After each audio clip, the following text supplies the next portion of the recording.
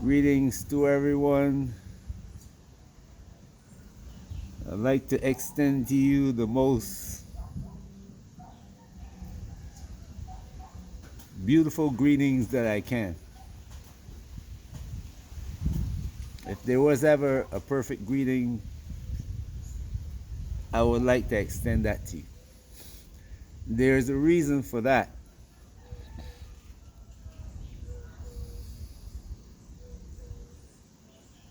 A couple of reasons, actually. But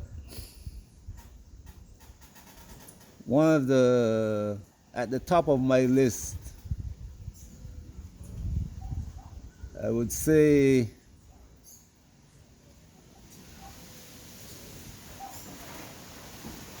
you look, the reason for that make you look at the world completely different to the way that you are being steered to look at it. Your direction, the direction that you're being forced to look at the world is different to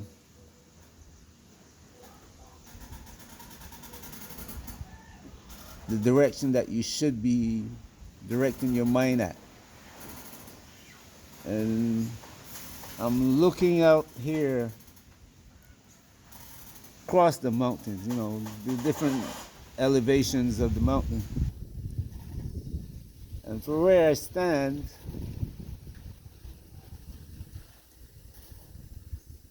look at all these trees around me.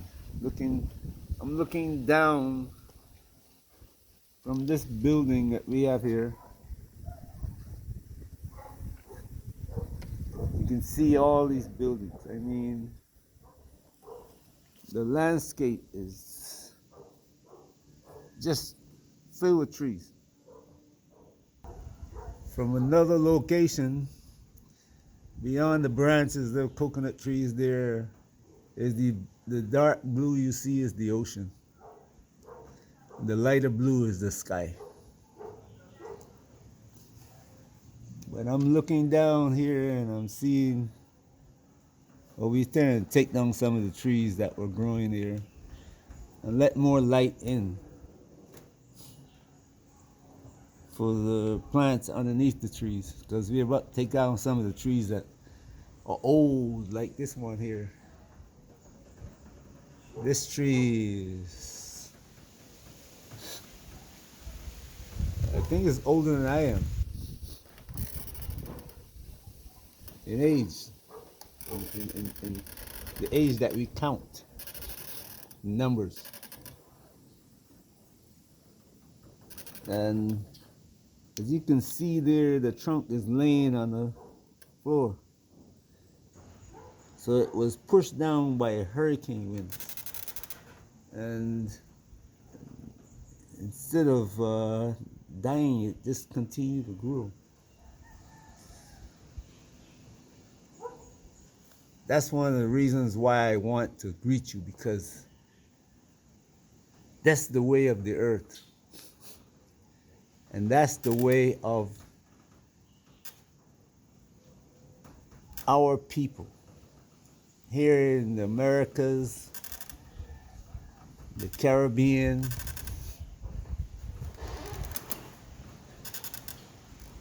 and everywhere outside of Africa. We don't just survive. You look at us and the Africans, we don't just survive. We thrive. In the worst circumstances, you go to Africa and you look at Africans, and they're just getting by and they're satisfied in that position. When they leave Africa and come to the Caribbean or Americas, they go for everything.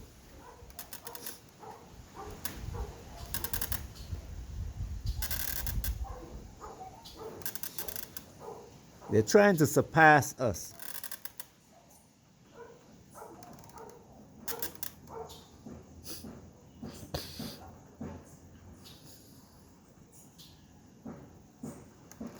You see, they don't go, but they don't come here and collect everything and go back to Africa and change Africa. They come here, collect everything, and stay.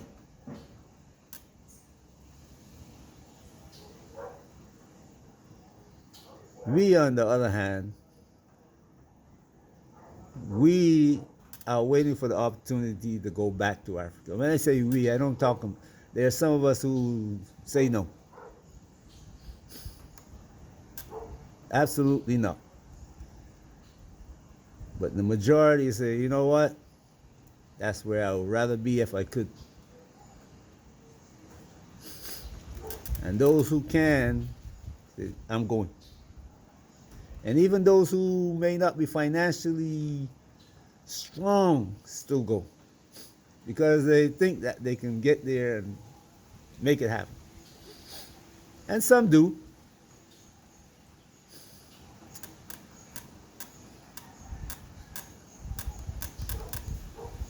I started this conversation like this because I'm seeing some things happening. I know there is this conflict going on. But this is not the real war.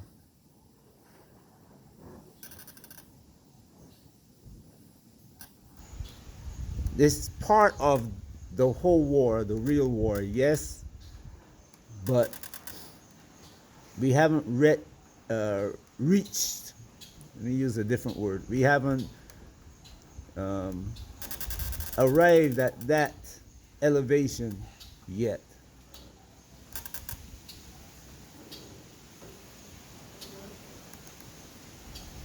We haven't reached that point of no return yet. Now, when, let me rephrase that. If Iran falls and is being divided up, if there's a revolution in Iran and the people decide to do what the people of Tunisia and Libya, Iraq do, and let their government be destroyed and then the country fall into chaos and can never recover.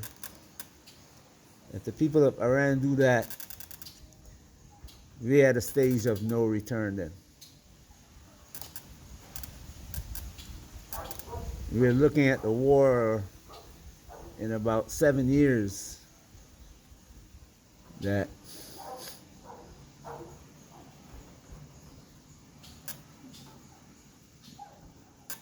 black people are the only ones who are going to survive. I say black people, African people. And when I say survive, I mean in large numbers. The other people who survive would have weapons, but unless they can rebuild the infrastructure and keep the weapons, in a matter of time, they'll be gone. And if those of us who survive allow them to remain on the earth, the consequences are going to be dire. Always warn you about cycles. And my last video was about this corporation that rebuilds itself. It keeps reconstituting itself and bringing back the plans, hoping that they succeed. People call it the Matrix. But every time they reconstitute the plan, it fails so far. One day the earth is going to be destroyed. They're going to come upon that weapon, and there is one that somebody is going to say, you know what, if I can't rule the earth, I'm going to destroy it.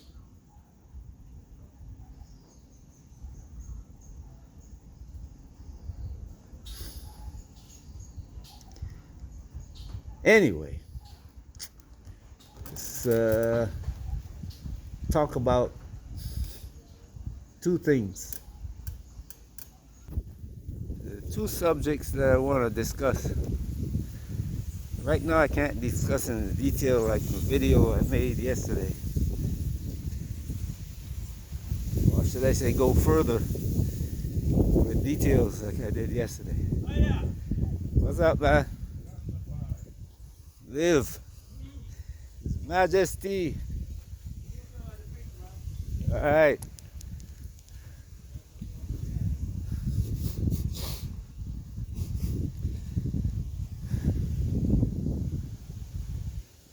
Like I was saying, not in details that I did yesterday.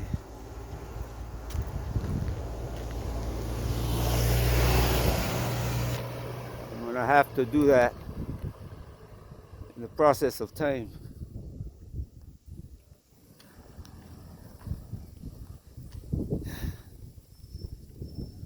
Hopefully, YouTube will not take down. Well, they can, but there are other platforms now that we can use.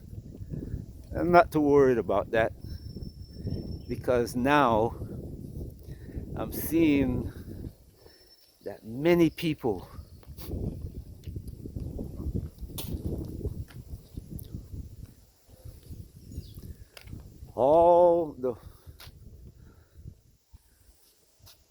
I once said to you that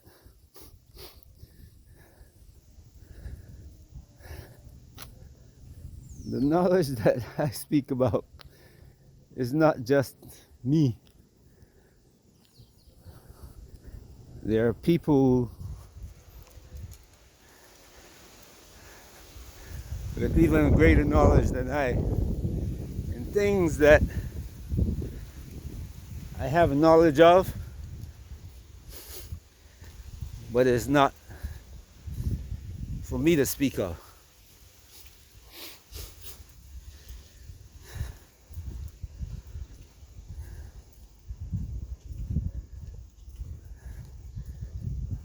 Greater knowledge, and I'm beginning to see them.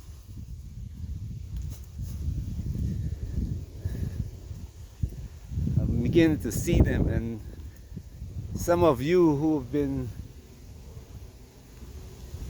listening to my videos, watching my videos for some time, you too should be able to see them.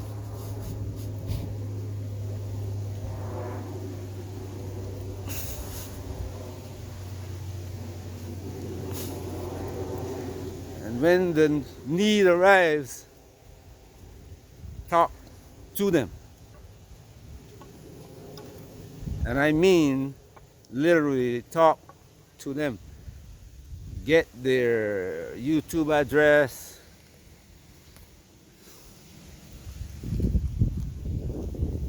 and those who put their email address, talk to them. You're going to need them, and they are going to need you. But there's this thing in the US now, suddenly, but it's not suddenly, it has happened before. I told you all these things are cycles, so you should look at it as a cycle, where the Jewish people, the organization, when I say Jewish people, I'm talking about the organizations that represent them. And don't let anybody fool you. They might say, well, I'm not a member of that. No. You are officially a member of the organization as long as you claim that you are Jewish. You have no choice in this matter. You might come out and say, anybody, you will watch and see that any Jewish person, a person that calls themselves Jewish, that stand up and be critical of actions taken by any of the organizations that say they are representative of Jewish concern. Anytime they stand up, they get chopped. Many of them lose their wealth. Their children get the elite schools that they're going to. The children get thrown out of the schools. The jobs that they hold, they make it difficult for them to keep those jobs. Any one of them who does it. Whenever you have a situation where you say you have a Pollard. I don't know if you know who Pollard is. He's the one who got into the Pentagon and gave Israel some information all about America. Anyway, just look up Jonathan Pollard. If he had escaped from prison, or when they let him go, he can knock on a number of doors all over America, and he would walk right into that door. They would feed, clothe, and shelter him for the rest of his life if necessary.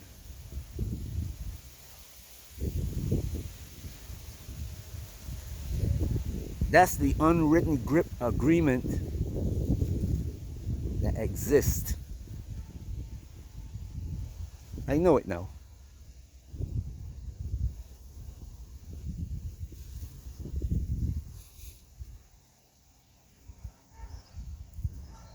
What's happening now is the same thing that happened in the 1940s, 50s, and 60s in America. And even before that. Jewish organizations are beginning to get hold of people like Louis Gates. Give them a narrative that makes it appear that the Jewish condition is equal to the black American condition. Every time the so-called Jew get into the position where he is now, where the world is seeing him as he is. Well, they're not seeing him completely as he is. Because the world can't comprehend the person they call Jew. The people. You really can't comprehend. Seriously. Nevertheless,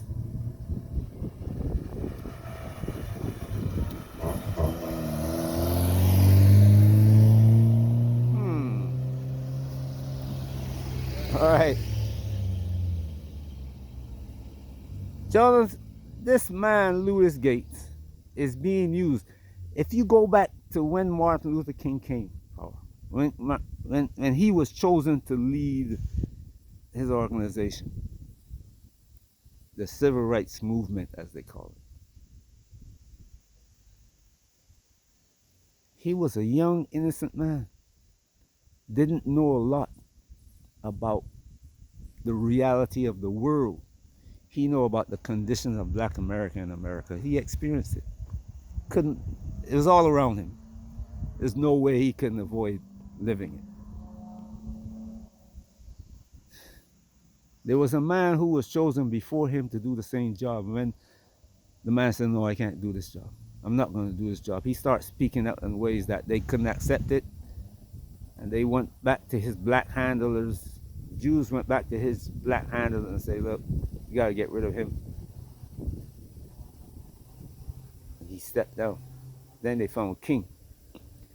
But when King began to find out certain things on his own, the handlers that they put in there, like Jesse and the LGBT person who used to run his front office, he learned things about the world and what was really happening in it. And people will say that when he talked about Vietnam, that's what caused his downfall. No. When he says Israel have to give up or share the land in Palestine, that was the end of the story. It wasn't Vietnam, it was that statement. Don't let anybody fool you.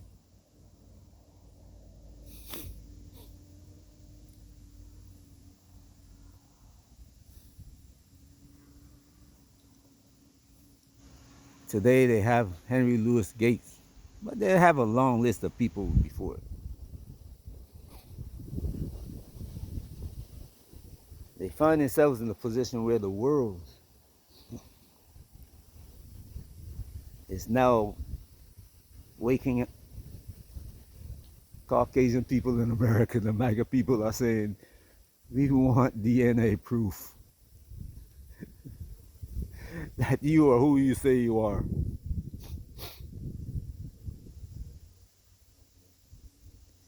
And they can't kill off people fast enough to keep that from happening.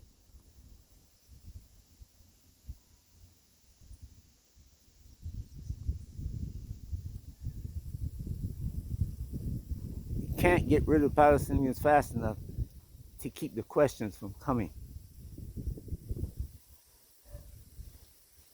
and the pushback from coming.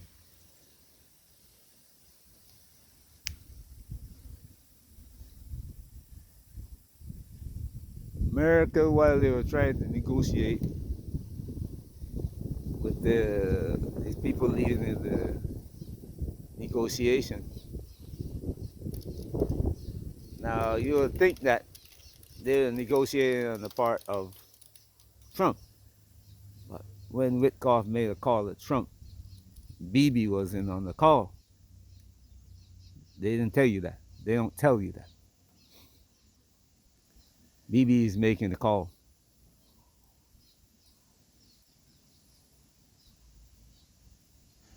The war started last night. Well, we were asleep, actually. The conflict in the Middle East started last night. The war is always going on. It's going on in Russia and other parts of the earth. In Africa too. Don't forget Africa. Everybody keep looking at Ukraine and everybody forgets Africa.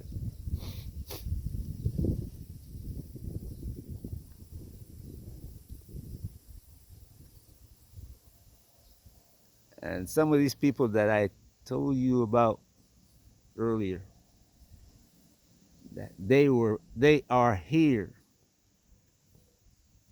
And they too are beginning to speak. Not all of them yet, because there's going to be a time. You see, everybody is looking and saying, the Bible says everybody's going to go to Jerusalem to hear what they have to say and be guided from Jerusalem. That is not factual.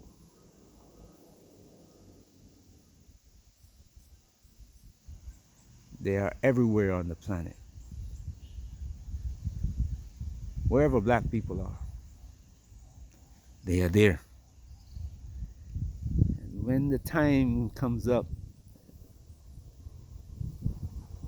like everybody's got a special, I told you, everybody's got a specialty. We are seeing war now. There is a leader for war. There's a leader for social change. There's a leadership structure in place for everything. But you're not seeing it because your focus is on something else than you, your own people, yourself. You're not allowing yourself to see what's right in front of you.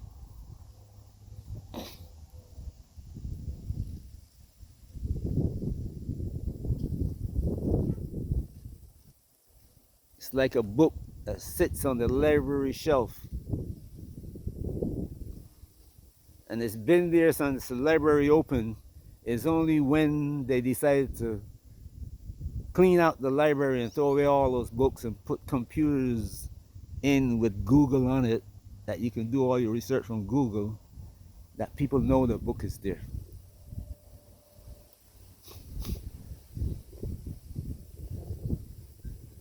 The story in the Bible about Herod killing all the babies.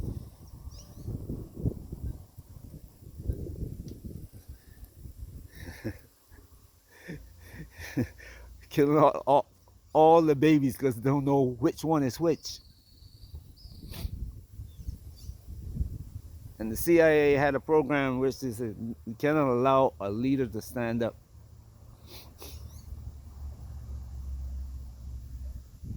So they kill everyone. If you stand up, get up, stand up for your right. He's a potential leader. Got to get rid of him.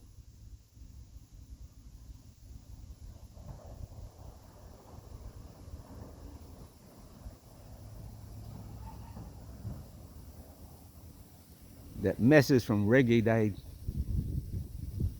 You see how it works? From this little island in the Caribbean, a messenger.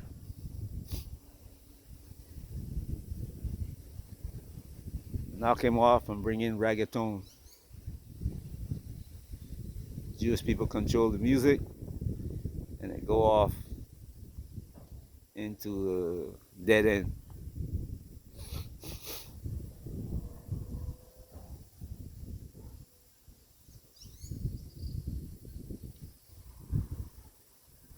You're there. Each man comes in his time.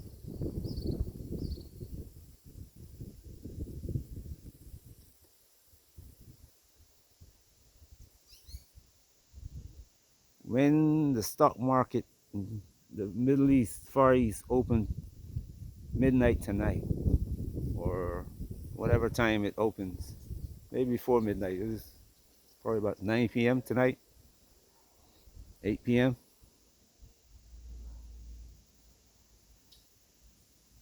I want you to watch what's going to happen to the world's economy if China doesn't reach in and do something.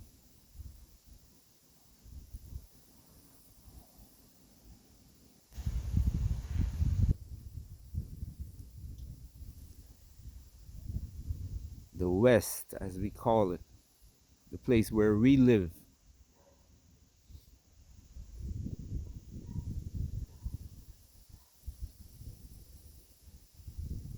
allow people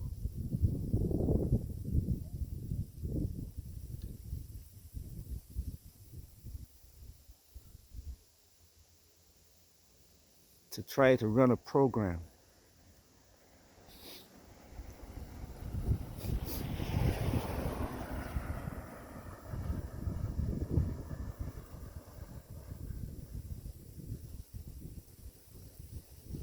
Go along with it, and then you rise up to become the leader of it. This didn't begin today, it began even before Rome. People will go back to Rome and Greece and our foundations in Greece. Greece got its foundation in Egypt. All the knowledge that the Greeks took and called their own, Egyptians know.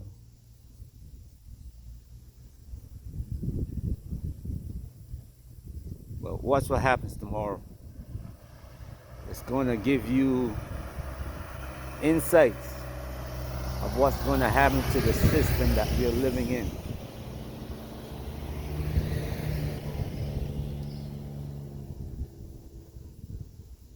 If the price of oil jump more than 20% tomorrow, as a matter of fact, what has happened is that all the oil producers filled up all the tankers around the world, all the oil storage facilities around the world,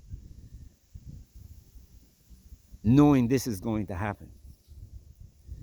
And they're saying it's going to take 30, 45 days before the shock, the real shock. So they're hoping for a short conflict. If Iran make this conflict longer than the 12-day war, if they make it 30 days, the world economy is outside the Far East When I say Far East, the area around China, South America, and Africa, gone.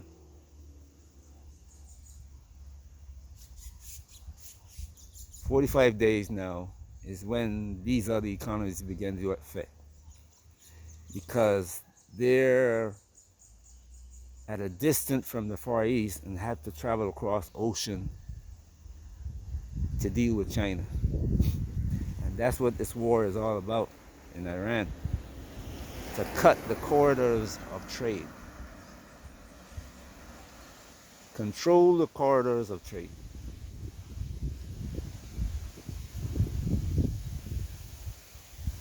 Watch what you're doing.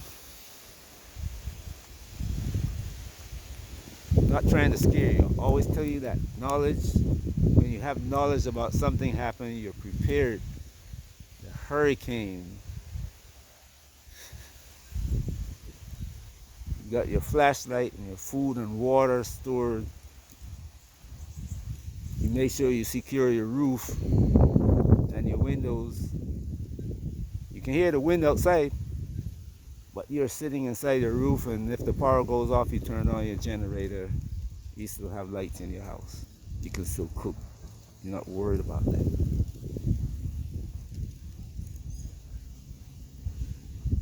Prepare instead of fear. Peace.